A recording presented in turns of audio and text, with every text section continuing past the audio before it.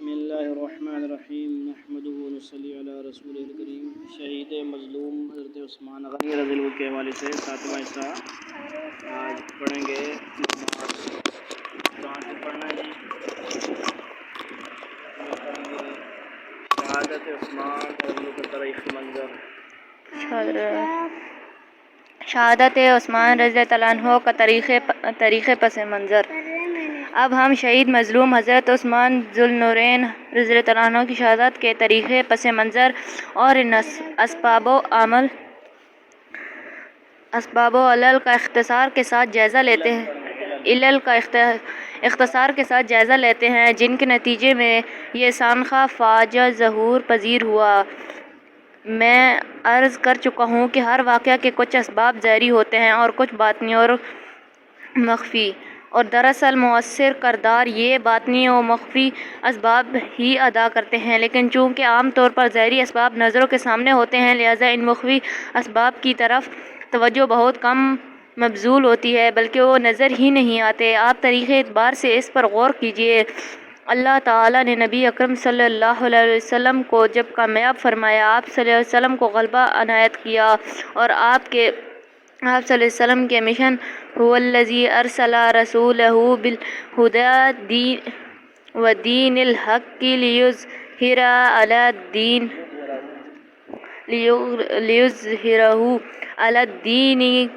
کلہ کی جزیرہ نماء عرب کی حد تک حضور صلی اللہ علیہ وسلم کی حیات طیبہ میں تکمیل ہو گئی، اور آپ صلی اللہ علیہ وسلم کی وفات کے بعد آپ صلی اللہ علیہ وسلم کے مشن اور اسلام کے پیغام کو لے کر صحابہ کرام رضوان اللہ تعالیٰ علیہم اجمعین باہر نکلے۔ تو جو لوگ مفتوح ہوئے اور جن لوگوں نے شکست کھائی، غور کیجیے کہ وہ کون کون لوگ تھے۔ یہ دو بڑے بڑے گروہ تھے، پہلا وہ جس نے مذہبی طور پر اور دوسرا وہ جس نے سیاسی طور پر شکست کھائی۔ مذہبی گروہ وہ سرا جس نے سیاسی طور پر شکست کھائی۔ مذہبی گروہ میں سے مشرکین عرب کا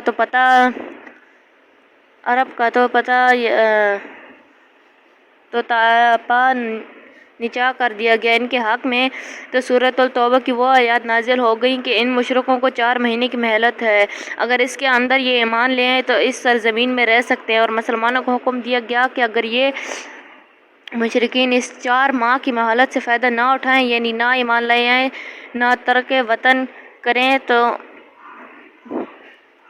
تم ان کو جہاں بھی پاؤ قتل کرو۔ فَإِذَا انسلخ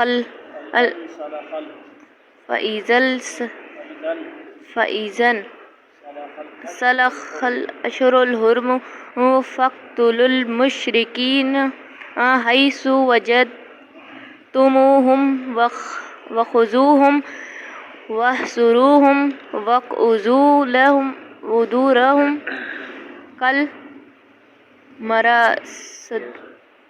مرصد پس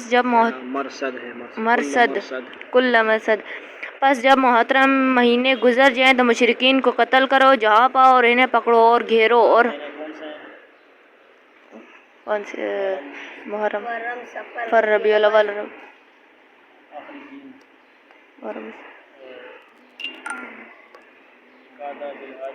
ذی الحج رجب گھیرو اور ہر گھاٹ میں ان کی خبر لینے کے لیے بیٹھو۔ ان آیات نے فیصلہ کر دیا کہ مشرکین عرب کے ساتھ کوئی رعایت اور کوئی نرمی کا معاملہ نہیں ہوگا۔ اب شرک پر ڈٹے رہنے کے سبب ان کو تباہ کر دیا جائے اور ان پر عذاب استحال کی سنت اللہ پوری ہوگی جو ان قوموں کے لیے مقرر ہے جن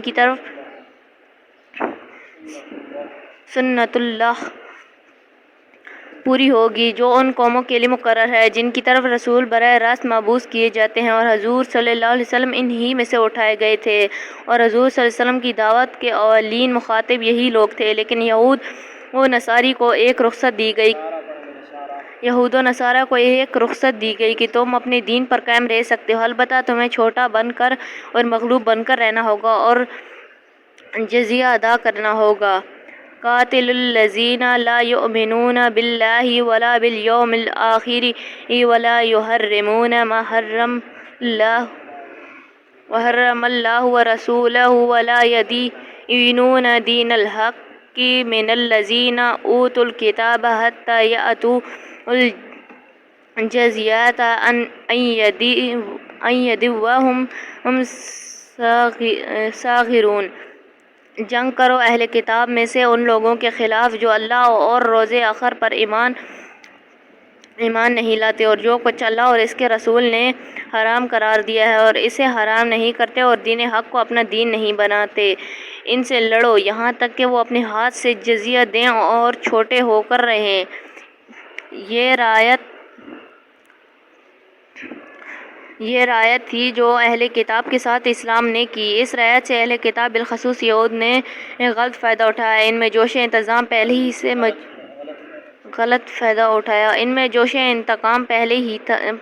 ہی سے موجود تھا۔ ان کی مذہبی سیادت ختم ہو چکی تھی اور ان کے نام و نہاد تقوی کا برہم کھل چکا تھا۔ ان کی حیثیت عرب میں بلقیہ مغلوب اور ذمی کی ہو گئی تھی، جس پر جزیہ کی ادائیگی ان کے لیے بڑی شاق تھی۔ اہل کتاب کے ساتھ قرآن مجید میں جو معاملہ کیا گیا ہے اس کے بھی دو رخ ہیں۔ قرآن مجید کے مطالعہ سے معلوم ہوتا ہے کہ عہد نبوت میں جزیرہ نماء عرب میں جو نصاری تھے ان کی قرآن نے کہیں کہیں تعریف و توصیف بھی کی ہے۔ ان میں خدا و ترس لوگ موجود تھے، ان میں قبول حق کی استاد تھی۔ پھر نبی اکرم صلی اللہ علیہ وسلم کی حیات طیبہ میں برعکس حیات طیبہ میں نصارہ سے کوئی مصالحت، صدم اور معرکہ بھی پیش نہیں آیا، جبکہ یہود کا معاملہ اس کے برعکس ہے۔ ان پر قرآن میں بڑی شدید تنقیدیں ہوئی ہیں۔ سورۃ البقرہ کے 10 رکوعات میں چوتھے رکوع سے 14ویں رکوع تک مسلسل ایک قرارداد جرم ہے جو یہودیوں پر عائد کی گئی ہے۔ پھر ان کے 3 قبیلوں کو مدینے سے نکالا گیا۔ ایک قبیلے کی تعادی و سرکشی اور بدعہدی کی وجہ سے خود ان کے مقرر کردہ حکم کے فیصلے کے مطابق ان کے جنگ کے قابل تمام مردوں کو تبعید کیا گیا۔ مردوں کو قبائل تمام مردوں کو تبعید کیا گیا۔ پھر خیبر جو ان کا مضبوط ترین گڑھ تھا، جہاں مستحکم قلعہ بندیاں تھیں اور جہاں مدینے سے نکلے ہوئے تمام یہودی جمع تھے اور وہ ہر طرح کیل کانٹے سے لیس تھے، وہ بھی مسلمانوں کے ہاتھوں فتح ہوا۔ لہٰذا سب سے زیادہ زخم خوردہ یہود تھے۔ عیسائی بھی زخم خوردہ تھے، لیکن ان کا معاملہ اتنا شدید نہیں تھا جتنے یہودیوں کا تھا۔ لہٰذا انتقام کے لیے سب سے پہلے یہودیوں نے ریشہ دوانیاں اور سازشیں کی، اور یہ ایک تاریخی حقیقت ہے کہ جتنا عظیم سازشی ذہن اس قوم کا ہے اور اس میں اس کو جو مہارت تامہ حاصل ہے، اس کا کوئی دوسری قوم مقابلہ نہیں کر سکتی۔ ہندوؤں کے بارے میں جو یہ کہا جاتا ہے کہ یہ قوم بھی بڑا سازشی ذہن رکھتی ہے، تو جدید تحقیق یہ ہے کہ ہندو قوم بھی نسلی اعتبار سے یہودی ہے، اور یہ قوم یہودیوں کے گم شدہ قبائل سے لاسٹ ٹرائبز آف اسرائیل سے تعلق رکھتی ہے۔ لہٰذا یہود و ہند میں جہاں قافیہ ایک، وہاں مزاجی کیفیت میں بڑی یکسانیت ہے۔ یہ یہود سازشی ذہن کا شاخسانہ ہے کہ حضرت کا بس ٹرن آف ہو گیا۔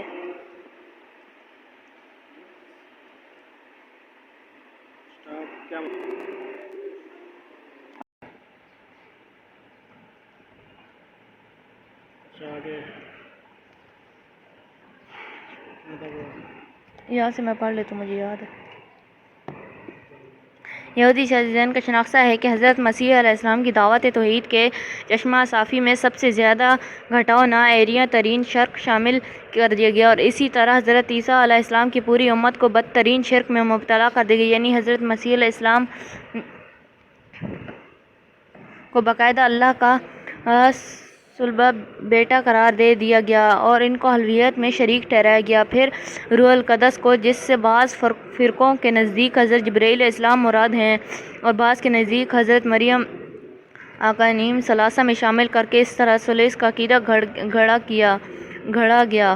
یہ کام اس انتہائی متعصب یہودی نے انجام دیا جو کہ سینٹ پال کے نام سے مشہور معروف ہے۔ اس نے بظاہر عیسائیت قبول کی اور پھر دین عیسوی کے بخے ادھیڑ دیے۔ اس سازشی ذہن کے پیکر کامل یمن کا ایک یہودی عبداللہ بن سابا تھا جو بظاہر مسلمان ہوا اور اس نے مسلمانوں میں شامل ہو کر سازشی ریشہ دوانیاں شروع کیں۔ اس شخص نے اہل بیت کی محبت کا جھوٹا لیکن دل فریب لبدہ اوڑھ کر مفتح علاقوں کے 9 مسلموں میں اپنے کارکنوں کے ذریعے حضرت عثمان رضی اللہ عنہ کے خلاف مہم شروع کر دی اور ان سیدھے سادے 9 مسلم عوام کی عقیدتوں کا رخ شخصیت پرستی کی طرف موڑ دیا۔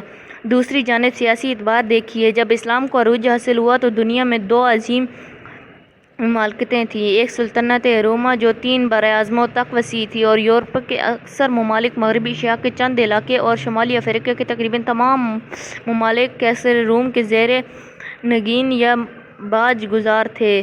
دوسری عظیم سلطنت کسریٰ کی تھی، یعنی ایران خلافت راشدہ، خصوصاً دور فاروقی میں سلطنت کسریٰ کی دھجیاں اڑ گئیں بلکہ اس کا تو وجود ہی صفحہ ہستی سے محو ہو گیا۔ یہ نتیجہ تھا اس گستاخی کا جو خسرو پرویز نے نبی اکرم صلی اللہ علیہ وسلم کے نامہ مبارک کے ساتھ کی تھی، جس کے ذریعے اس کو اسلام کی دعوت دی گئی تھی۔ حضور صلی اللہ علیہ وسلم نے تو اسی وقت فرما دیا تھا کہ کسریٰ نے میرا نام چاک نہیں کیا بلکہ اپنی سلطنت کے پرخچے اڑا دیے۔ اس گستاخی کی اسے نقد سزا تو یہ ملی کہ اس وقت سے ایران میں محلاتی سازشوں نے سر اٹھایا جن کے نتیجے میں خسرو پرویز قتل ہوا اور یکے بعد دیگر مختلف افراد تخت کسریٰ پر متعین ہوئے، جبکہ سلطنت روما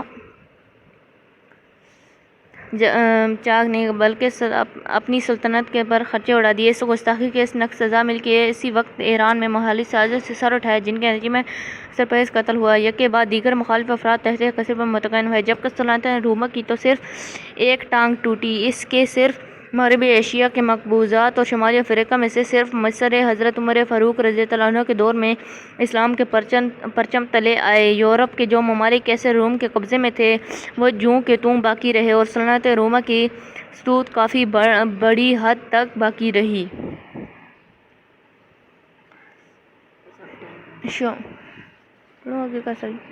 یہاں تک پڑھ لیا۔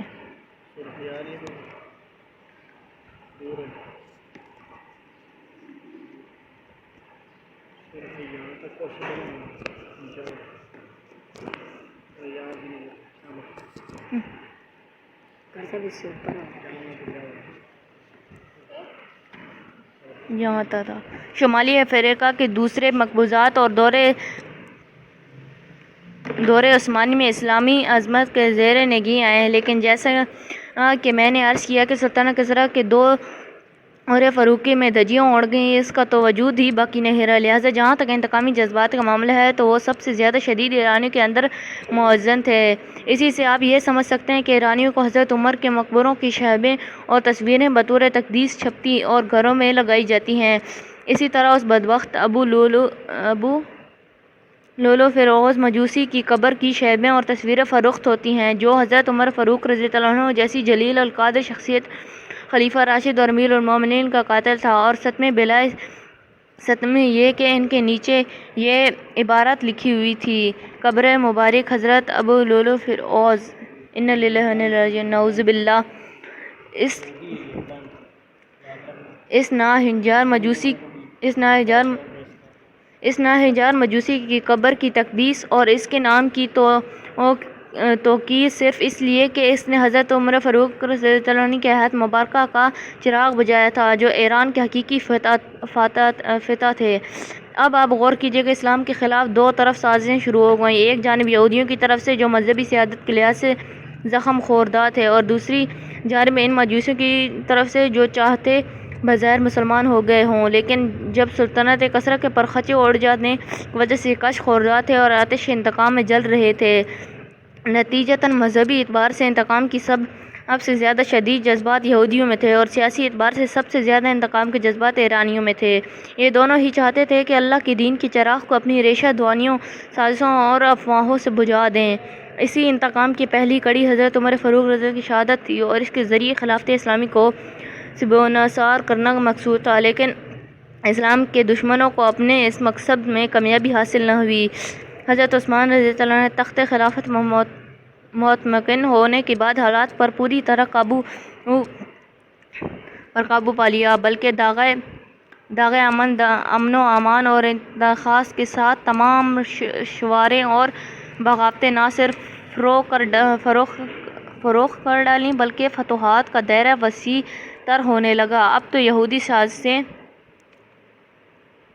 ذہن اور آگے بڑھا اور اس نے اپنی وہ خفیہ کارروائیاں تیز کر دی جن کی داغ بیل عبداللہ بن سبا دور صدیقی میں ڈال چکا تھا۔ اس سازشی کام کے لیے اس کو ایران کی زمین سب سے زیادہ سازگار نظر آئی۔ یہاں وہ عنصر بھی اچھی خاصی تعداد میں موجود تھا جو بظاہر مسلمان لیکن ذہناً مجوسی اور شیعہ پرست تھا اور انتقام کی آگ میں جل رہا تھا۔ وہ سیدھے سادے عوام بھی موجود تھے جن کی گھٹی میں شخصیت پرستی اور ہیرو ورشپ پڑی ہوئی تھی اور جو ہر بڑے اور ہر مقدس شخص کے اہل بیت کو بھی بڑا اور مقدس سمجھنے کے صدیوں سے خوگر تھے۔ حقیقت یہ ہے کہ عبداللہ بن سبا کی سازش پال کی سازش سے کم نہیں تھی، لیکن اسلام اللہ کا آخری دین ہے، نبی اکرم صلی اللہ علیہ وسلم آخری نبی اور رسول ہیں اور قرآن مجید اللہ تعالیٰ کی آخری کتاب ہدایت ہے جسے اللہ تعالیٰ نے محفوظ رکھنے کی خود ذمہ داری لی ہوئی ہے۔ اِنَّا نَحْنُ نَزَّلْنَا الذِّکْرَ وَإِنَّا لَهُ لَحَافِظُونَ، اللہ کی طرف سے، وَاللَّهُ مُتِمُّ النُّورِ کا اٹل فیصلہ ہو چکا ہے۔ حضرت مسیح علیہ السلام کی شخصیت کو منسوخ کیا گیا لیکن اسلام کا آخر دین اگر دین کا حلیہ بگاڑ دیا گیا تو قرآن نے اگر تصحیح کر دی اور دین حق مرہبن ہو گیا، اگر حضور صلی اللہ علیہ وسلم کی شخصیت کو اور آپ صلی اللہ علیہ وسلم کے لائے ہوئے دین کو مسخ کر دیا جاتا تو پھر کون تھا جو اس تصحیح کرتا؟ چونکہ نبی اکرم صلی اللہ علیہ وسلم خاتم النبیین اور خاتم المرسلین ہیں، لہٰذا حضور صلی اللہ علیہ وسلم کی شخصیت، دین اسلام اور قرآن مجید کو اللہ تعالیٰ کی طرف سے خصوصی تحفظ عطا ہوا۔ نیز امت مسلمہ کو یہ فضیلت بھی عطا ہوئی کہ امت کے علماء حق کا مقام حضرت صلی اللہ علیہ وسلم کے ارشاد گرامی کے مطابق انبیاء بنی اسرائیل کے مطابق قرار پایا۔ مزید برآں حضور صلی اللہ علیہ وسلم نے یہ خوشخبری بھی سنائی کہ میری امت کا ایک گروہ ہر دور میں حق پر قائم رہے گا، لہٰذا یہ سازش بلکہ کامیاب نہیں ہوئی اور نہ ہو سکتی تھی، لیکن اس سازش کے وہ گندے اور نجس انڈے بچے تھے جن کے ہاتھوں خلیفہ ثالث عثمان غنی رضی اللہ عنہ شہید ہوئے اور علوی خلافت کا پورا دور فتنہ و فساد اور خانہ جنگی کی نظر ہو گیا اور اس دور میں 84,000 مسلمان ایک دوسرے کی تلواروں سے شہید ہوئے۔ یہ در حقیقت حضرت عثمان رضی اللہ عنہ کی مظلومانہ شہادت کا خمیزہ تھا۔ جب کسی حقیقی بندہ مومن کو ستایا جاتا ہے، جب کسی مومن صادق کو ظلم و ستم کا نشانہ بنایا جاتا ہے، جب کسی اللہ والے کے دل کو دکھایا جاتا ہے، جب اللہ اور اس کے رسول صلی اللہ علیہ وسلم کی کسی محبوب کا ناحق خون بہایا جاتا ہے تو اللہ تعالیٰ کا غیظ و عذاب بھڑکتا ہے اور مختلف صورتوں میں عذاب الہی کا ظہور ہوتا ہے، جس کی ایک بڑی المناک صورت آپس کی خانہ جنگی اور خون ریزی ہوتی ہے جو ہمیں دور علوی میں نظر آتی ہے۔ ہمیں سمجھ نصیب فرمائے، صحابہ کی شان، حضرت عثمان غنی رضی کی شان نصیب سمجھنے کی توفیق نصیب فرمائے۔ 7واں حصہ یہ تھا اور 8واں انشاءاللہ ان قریب پیش کیا جائے گا کل۔ اللہ رب العزت توفیق نصیب فرمائے۔ وآخر دعوانا الحمدللہ رب العالمین۔